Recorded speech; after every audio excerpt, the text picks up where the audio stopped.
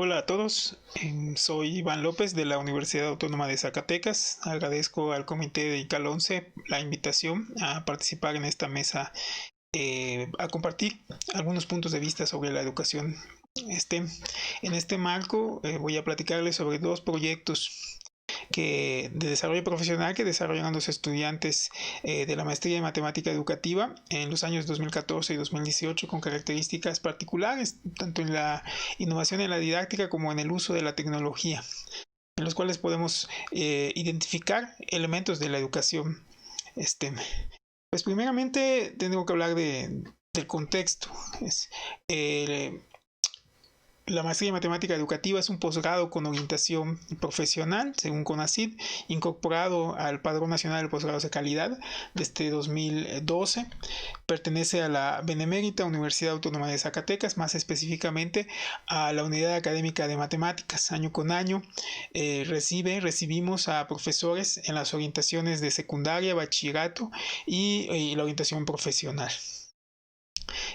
Mucha gente es la que nos ha brindado el favor de elegirnos para seguir formándose como profesores. Desde muy al inicio, la idea que guió el desarrollo del plan de estudios y en consecuencia el paso de cada uno de los estudiantes es que había que promover el desarrollo profesional de los docentes de matemáticas tomando como referente una disciplina científica, en este caso la matemática educativa.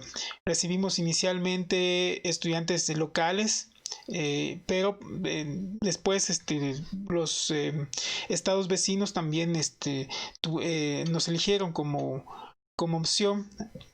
Tenemos estudiantes de Aguascalientes, de Durango, de San Luis Potosí. También tuvimos algunos de Guerrero, Colima. Actualmente estamos trabajando también con estudiantes de Cuba y de Colombia.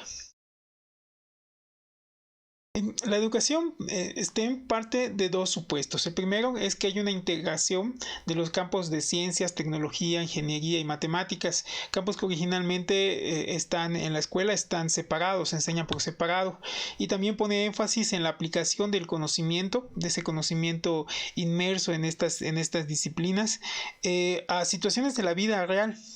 Por ejemplo, un problema típicamente STEM puede presentarse a través, por ejemplo, de la construcción de un barco. El estudiante puede mirar, por ejemplo, barcos de carga, posteriormente puede ir a un simulador y construir el propio. La matemática aparece ahí cuando tiene que calcular tamaños, pesos, resistencias.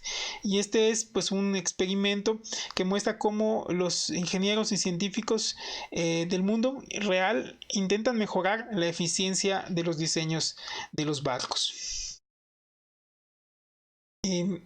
Si tenemos que hablar de STEM y la maestría en matemática educativa, pues, pues tenemos que señalar que no es una línea propiamente de investigación explícita que se trabaja en la maestría. La gran mayoría de los proyectos surgen de la práctica profesional de los profesores de matemáticas en las distintas orientaciones que atendemos. Son profesores en su mayoría en servicio. Eso hace como que mucha frecuencia vayan estos proyectos desarrollados a los planes y programas de estudio vigentes. En este caso, pues entonces la pregunta es ¿qué elementos podemos desarrollar o qué elementos desarrollan los profesores de matemáticas en este posgrado? Para ello voy a presentar no las tesis tal cual, no los proyectos de desarrollo profesional tal cual, sino voy a tomar elementos de dos proyectos de desarrollo profesional realizados por estudiantes de la maestría, poniendo énfasis en estos elementos que tienen que ver con este tipo de educación. Primeramente, pues voy a hablar de un proyecto que es un proyecto de desarrollo profesional que surge de la necesidad de un profesor de mejorar su práctica, fundamentalmente en el área de cálculo, y usa a la modelación como un eje para articular un laboratorio tecnológico. El trabajo se llama la modelación como eje para la implementación de un laboratorio tecnológico en un aula de bachillerato. Entonces, no voy a abundar mucho en la parte teórica y demás. Voy a centrarme más bien en presentar una actividad de cada uno de los proyectos y señalar los aspectos que a mí me parecen relevantes para discutir hoy. En términos generales, su laboratorio estuvo conformado por una serie de actividades enfocadas al estudio de diversas situaciones. En el caso de la imagen, por ejemplo, es un balancín como el que podemos encontrar en muchos parques. Entonces es una situación con la cual un estudiante puede estar en contacto, puede ser familiar, incluso de manera personal, el ir a un parque y ver jugar en uno de ellos. Entonces se le pide describir cómo es ese movimiento. Y entonces primero se propone que el alumno interactúe diseñando el modelo gráfico que sería como que su hipótesis inicial para describir esa situación. Después se simula mediante el uso de un software específico que ahora voy a mostrar eso, lo voy a mostrar y su funcionamiento, o también puede ser modelado con el uso de sensores y calculadoras. Por último, hay un contraste, se le pide al estudiante que contraste entre lo que y ajuste del modelo que propuesto por él y con el que le da el software y tratando de que el estudiante argumente del por qué sucedió lo que sucedió. Este es en el caso del software que les hablaba. Voy a cambiar al software como tal y voy a mostrar su funcionamiento. Voy a cargar un video, posiblemente no vean la pantalla por cuestiones del capturador, pero créanme, estoy cargando el video y ahora pues ahí lo tienen. Ya lo cargué, aquí aparece el nombre del archivo, aparece la primera imagen y voy a calibrar. Voy a poner un umbral y un calibrado. Para el que esté interesado puede enviarme un correo y platicamos más o menos detalladamente de qué estoy hablando. Lo voy a hacer rápido porque para efectos de esta exposición creo que bastará con mostrarles el funcionamiento general. Entonces nosotros tenemos un video en donde está la situación. El estudiante tiene que diseñar, bueno, aquí en este caso ya teníamos uno diseñado, pero él tiene que determinar las variables, qué va a observar, dónde poner. Entonces el software lo que hace es detectar los objetos rojos y nos provee unas listas de tiempo y distancia, nos provee una gráfica tiempo-distancia y la imagen del momento exacto en el tiempo y la distancia en la que está. Entonces si nosotros vamos avanzando en nuestra tabla, se va actualizando la imagen y entonces tenemos ahí una posibilidad de herramienta que el estudiante usa para argumentar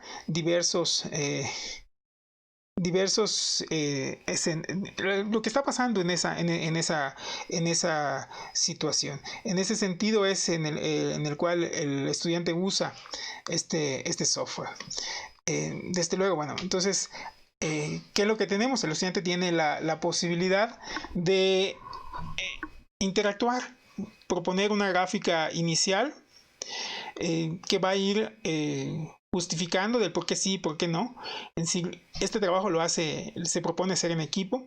Desde luego el software, la tecnología juega un papel muy importante a la vez que le permite validar o contrastar con las ideas que tiene con la de sus compañeros. Y en general esta es la forma en la cual las actividades propuestas en el laboratorio fueron realizadas. ¿Qué se construye? Bueno, aquí tenemos que se construyen modelos gráficos para situaciones que implican movimiento. Y su característica es que los modelos son distintos a los usuales. Es decir, los modelos no son analíticos, son modelos gráficos.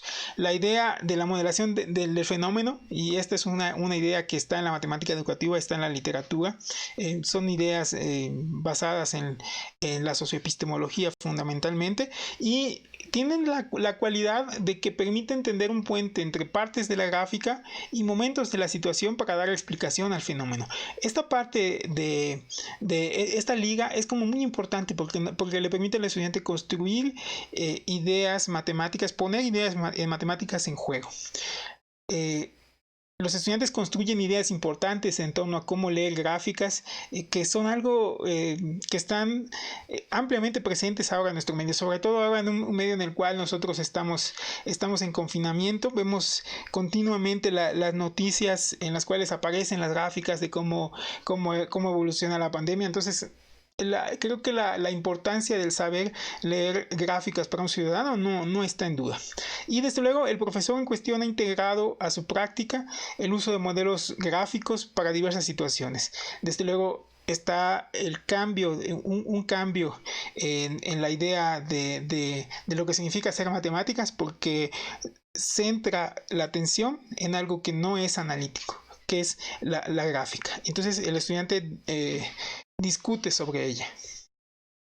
Un segundo proyecto, denominado Actividades con Tecnología para las clases de matemáticas del primer grado de secundaria, fue desarrollado en el 2018. Es un proyecto de desarrollo profesional que surge de la práctica profesional de un profesor de tecnologías, que antes había sido profesor de matemáticas y que la institución le pide que diseñe actividades con tecnología para apoyar la clase de matemáticas.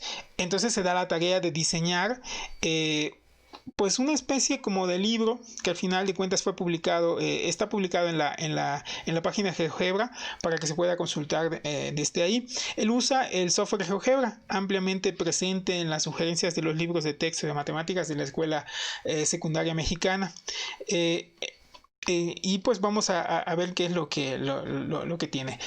Fundamentalmente él lo que hace son simulaciones. ¿Simulaciones de qué? Bueno, él fue a preguntarle al profesor de matemáticas cuáles eran los temas que quería en el cual leyó. Entonces el profesor da una lista y él elige 6, 8, 9 actividades para implementar. Y el resultado fue un libro de actividades alojadas en la página de GeoGebra. Nos vamos a centrar en una de ellas, una que a mí me gusta mucho, que es sobre probabilidad. Y más específicamente es una aproximación frecuencial a la probabilidad.